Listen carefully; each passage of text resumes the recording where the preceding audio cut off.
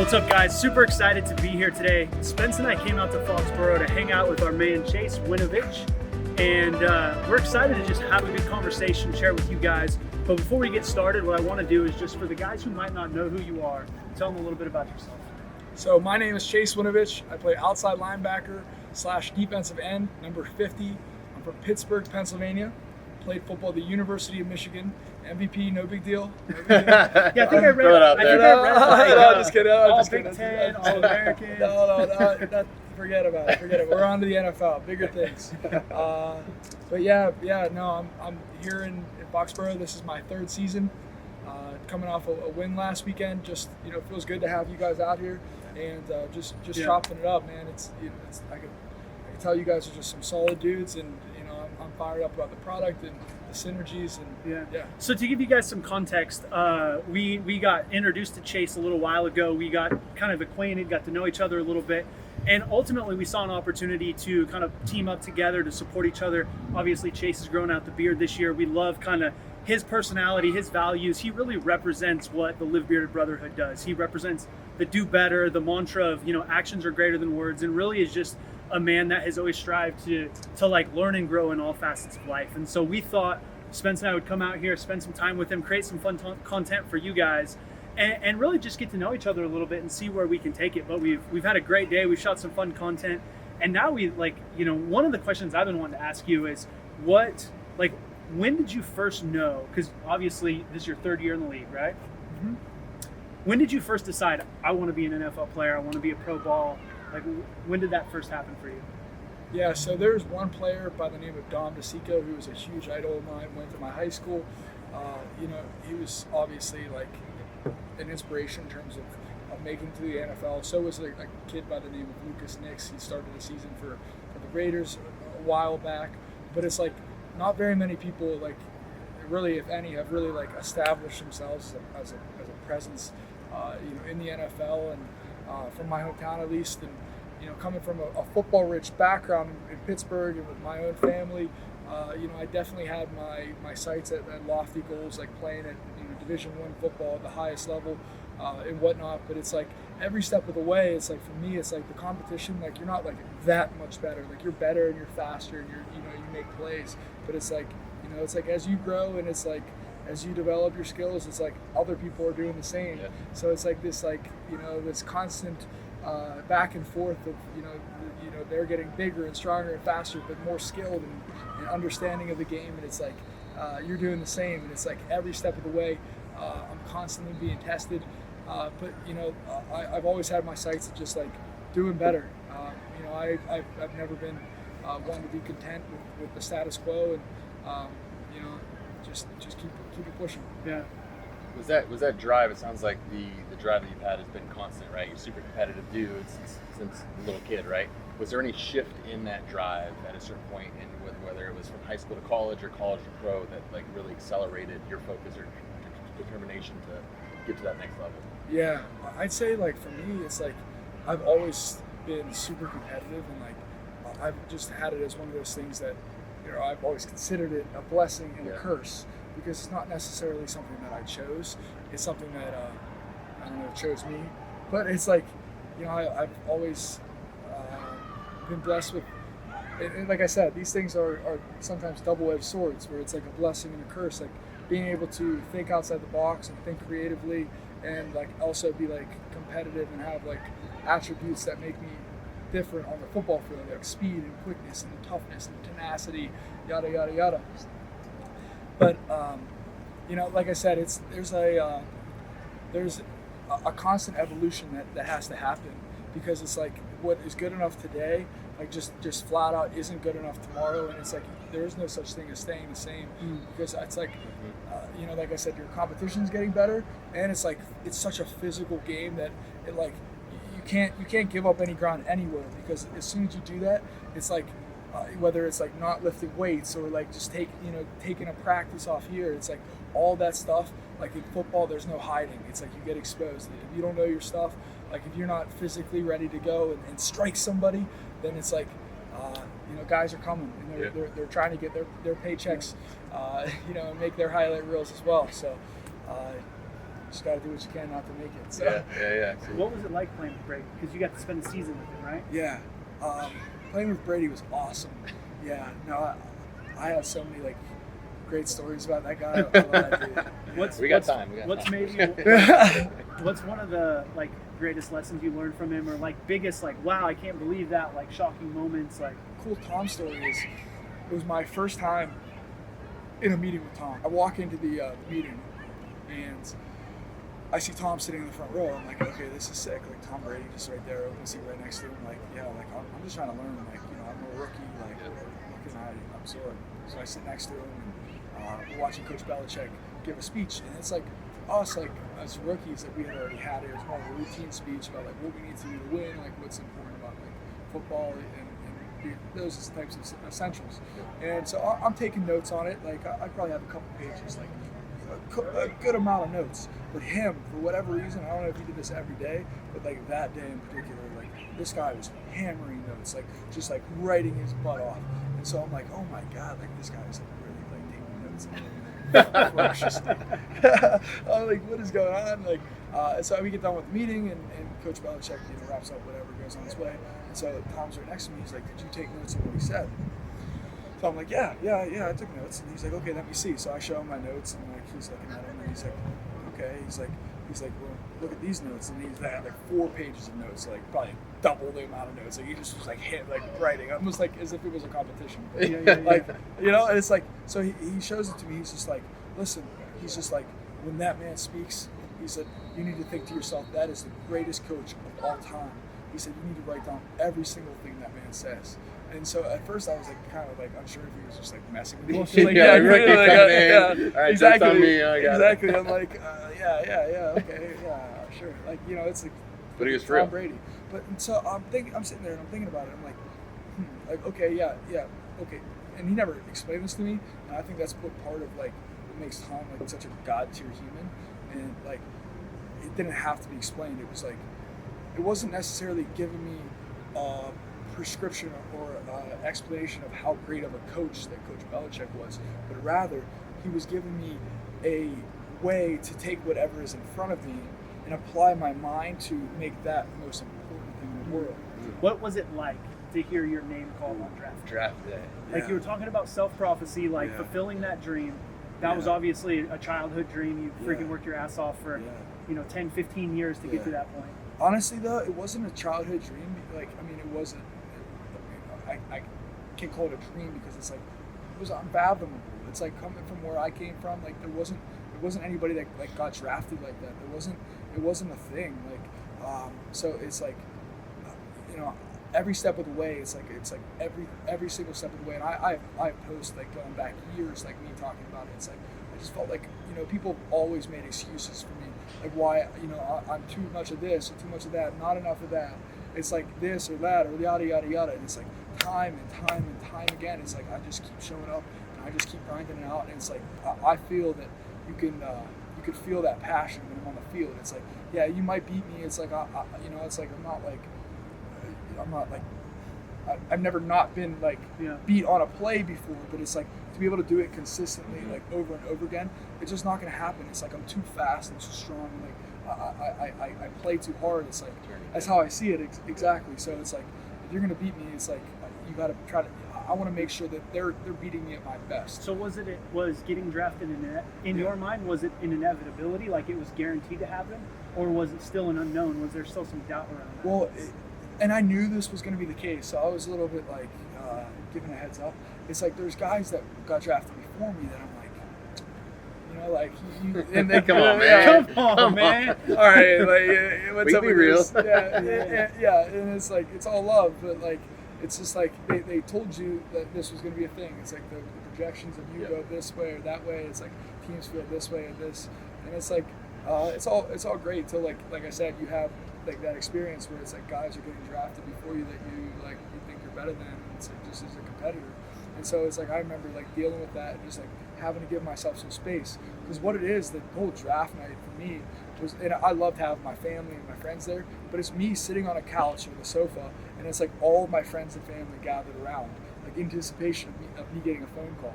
So it's like me watching the telephone, watching the TV, Yeah. like watching guys get Building. drafted. Yeah, building. So I answered it. It was Robert Kraft and Bill Belichick.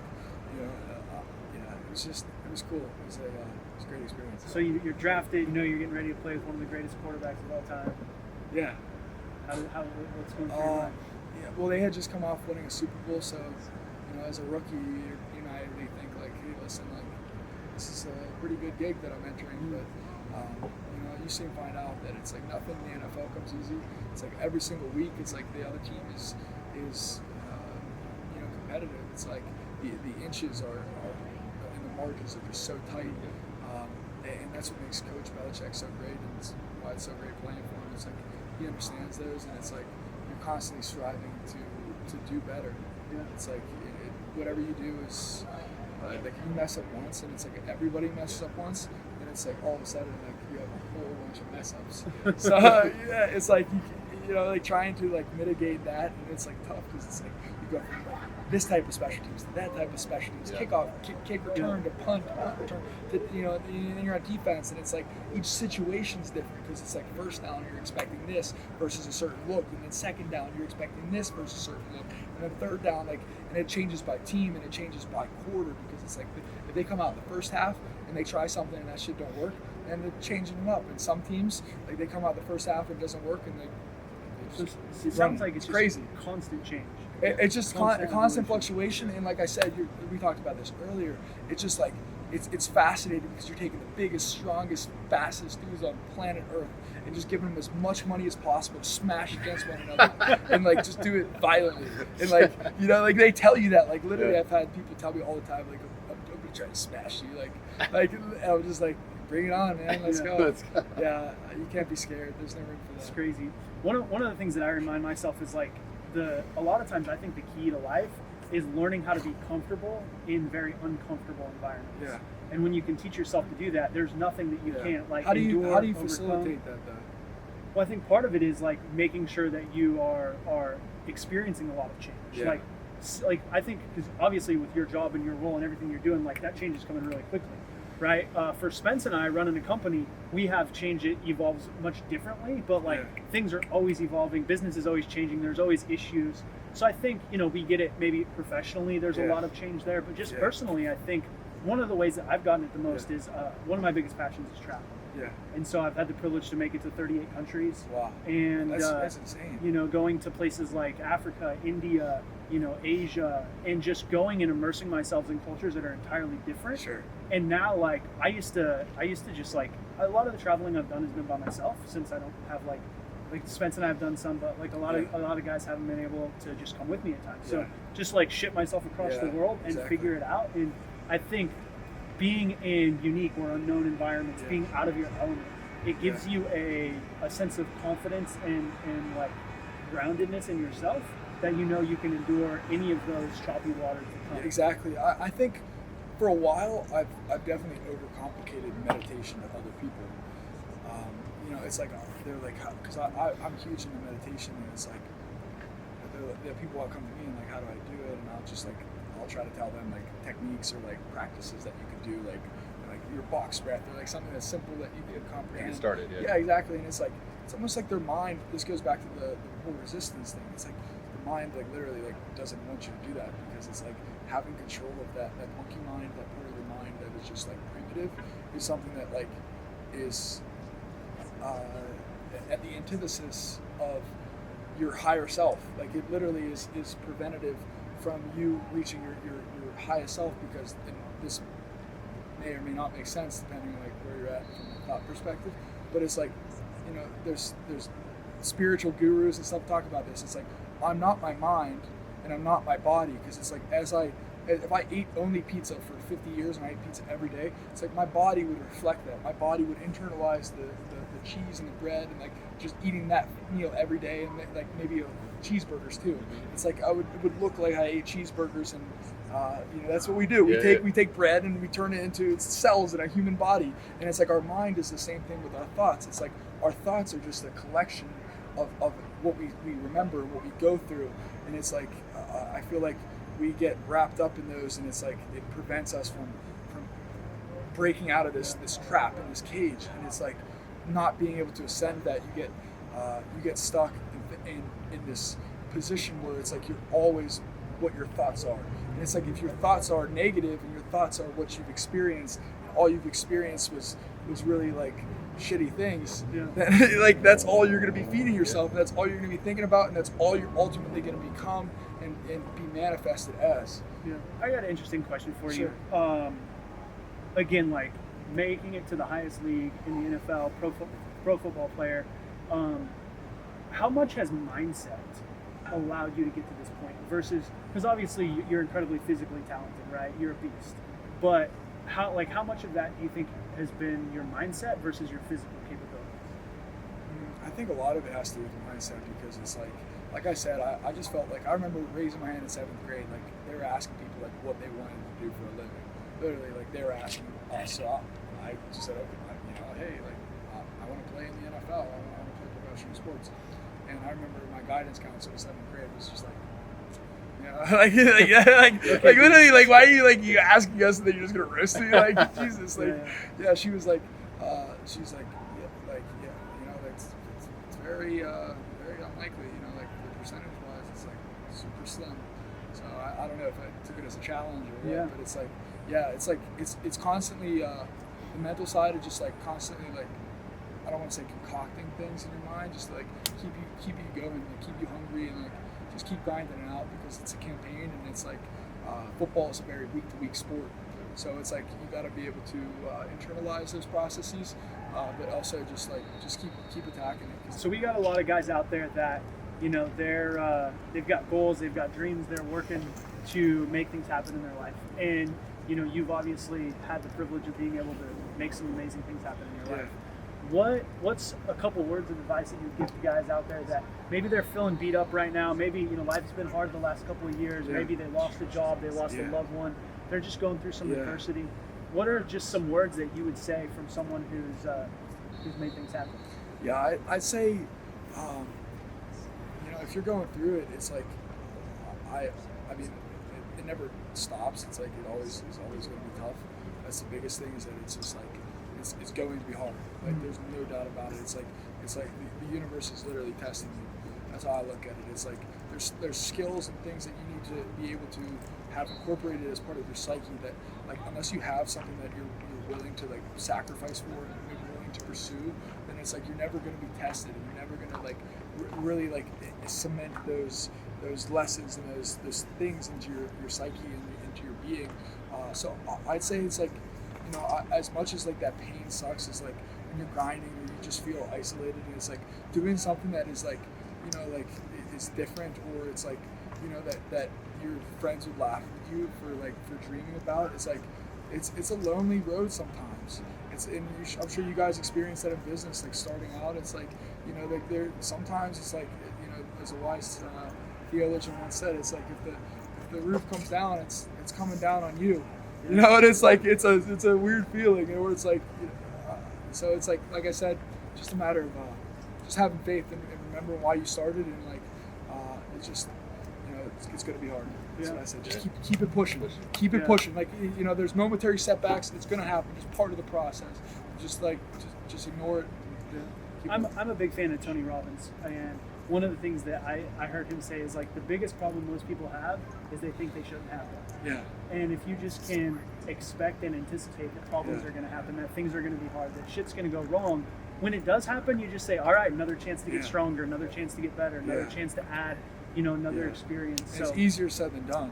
For sure. 100%. It is easier said than done, but it's part of a conditioning that we've had, and it's like you could fight back against it. It's like, it's like I don't know, it's like a brand new opportunity. It's like, it's like, listen, like this oh great, this is gonna put me right back in that familiar place, like back where I deserve to belong. This like cruddy place or whatever. It's like, it's like this self-deprecating, like emotional, like, I don't know. It's like music today doesn't help either, because it's like there's so many sad lyrics, and like it's just like it's so easy to tune into like this like depressive mindset, where it's like it's like you could feed yourself the opposite. It's like you could become like whatever it is that you want to become, but like I said, it's not easy, and it takes work, and just to have the opportunity to pursue that is something that I think it makes life worthwhile. And the satisfaction you get from proving people wrong, and then not only that, but like on a more positive note, like proving your loved ones and like the people that did believe in you, especially from day one. Like there's no better feeling. Like this, the amount of joy and like just like elation that you feel when like those celebratory moments happen is truly priceless. Yeah. So. Nothing in life is going to make us, as a man, I think there's few things that are going to make us feel as good as doing what we know we should have done, and then like honoring those that supported us in the process. Yeah. So Yeah. you've definitely honored us today with your time, with like really just inviting us out to spend the day with you. It's been a pleasure to get to know you and spend some time together, and I know we're super excited to work with you and support you and to watch your journey, man. It's been really cool getting to know the type of man that you are. And one of the things that we really believe is like as men, we're called to be leaders. And that's all really like why we do what we do with Live Bearded. It's just to like try to support guys, try to uplift them, try to encourage them to be better every single day.